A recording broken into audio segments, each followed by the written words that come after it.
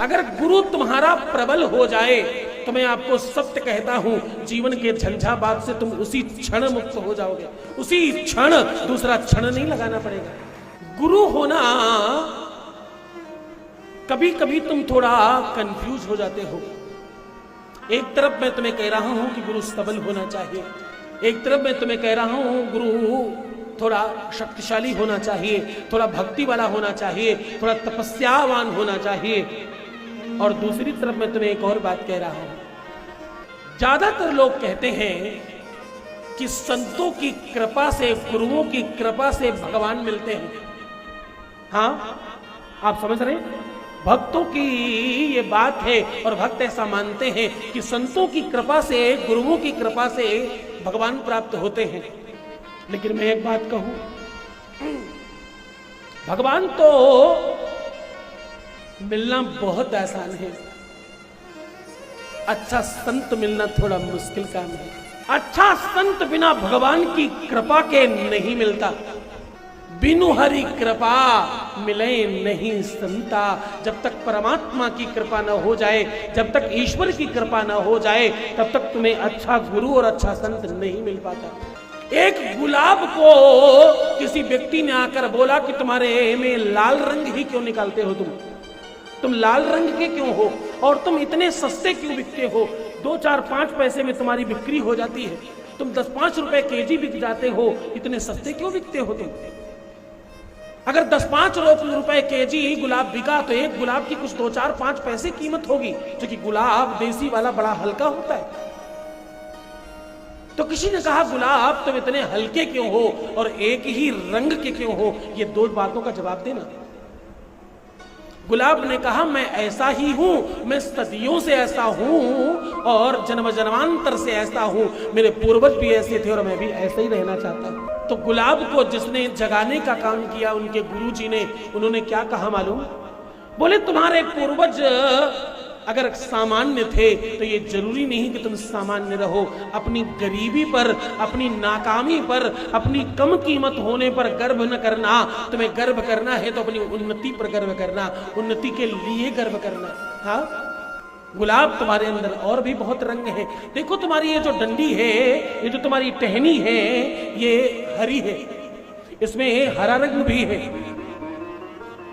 ये पीछे जो पत्तियां हैं इसमें हरा रंग है, और ऊपर की तरफ अगर सही से देखो तो तुम्हारी पत्तियों के आगे की तरफ काला रंग है।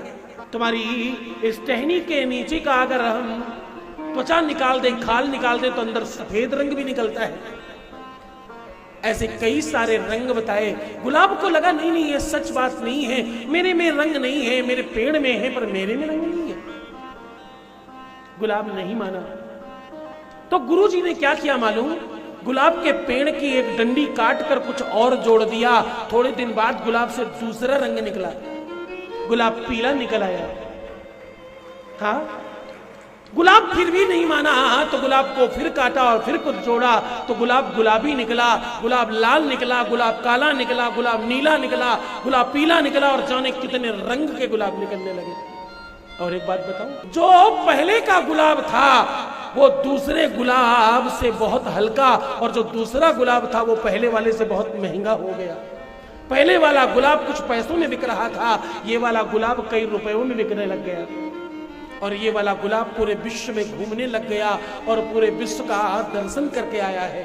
ये गुलाब कभी कभी तो वर्ष में एक आध दिन तो ऐसा दिन आ जाता है जिस दिन 20-20, 50-50 रुपए का भी एक गुलाब बिक जाता है। हाँ, पर वो देशी वाला नहीं, ये दूसरा वाला जिसने अपने रंग को पहचान लिया, जिसने अपने आप को जान लिया, और जिसने अपनी वो चाबी अपने साथ रखी और परमात्मा की कृपा से गुरु की बात मान ली, और वो चेंज हो गया, परिवर्तित हो गया। परिवर्तन का मतलब क्या हुआ? परिवर्तन का लाभ क्या हुआ? परिवर्तन का लाभ ये है कि गुलाब की कीमत बढ़ गई। क्या हुआ? गुलाब की कीमत बढ़ गई, गुलाब की वैल्यू बढ़ गई, और गुलाब की यात्रा बढ़ गई, गुलाब की पसंद बढ़ गई लोगों के लिए, और गुलाब के चाहने वाले बढ़ गए। जैसे ही तुम गुरु की बात मानते हो और गुरु के अनुकूल चलते हो, गुरु के पथ पर चढ़ते हो और गुरु के सानिध्य में चलते हो, तो तुम्हारी कीमत, तुम्हारा मूल्य और तुम्हारी वैल्यू बढ़ जाती है। तुम्हारा जीवन सरल और सहज हो जाता है।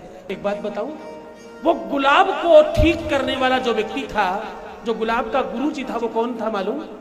वो कोई संत महात्मा, अमरात्मा, सिद्धात्मा, योगी, यति, मुनि या कोई पंडित पुजारी बाधा नहीं था। वो एक माली था जो गुलाब के लिए गुरु बनकर आया और जीवन चेंज कर करके चला गया। न मालूम किस क्षण, किस पल में कौन गुरु आएगा और तुम्हें थपकी मारकर जगा कर चला जाएगा। अधिकतर तुम सुनते हो तुम्हारे जीवन में काल सर्प योग है, पितृदोष है, वंश दोष है, परंपरा, नैसर्गिक जगन्य दोष है, नाना प्रकार के दोष, और तुम भयभीत हो जाते हो। तुम्हें भयभीत नहीं होना, परेशान नहीं होना। अपने घर से 5 चावल के दाने ले लीजिए। कितने? 5। वर्णम पंच विप्राराम कार्य सिद्धम न संशया। 5 चावल के दाने अपने बाएं हाथ पर रख लीजिए और एक नया घट, एक नया कलश लाइए। ऐसा कलश लाना जिसमें पानी ठंडा हो जाता हो, जो बालू से बनाया हुआ हो। क्यों? क्योंकि तुम बालू से भी पिंड पारते हो, ये तुम्हें मालूम होना चाहिए।